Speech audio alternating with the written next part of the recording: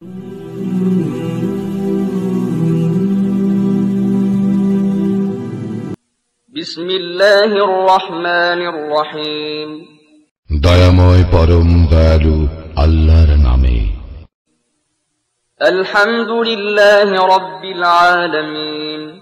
সকল প্রশংসা জগৎ সমূহের প্রতিপালক আল্লাহরই।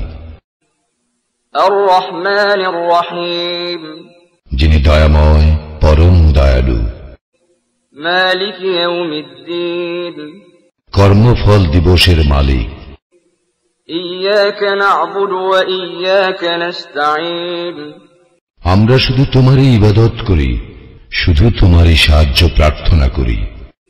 ইহদিনাস সিরাতাল মুস্তাকিম, আমাদেরকে সরল পথ প্রদর্শন করো।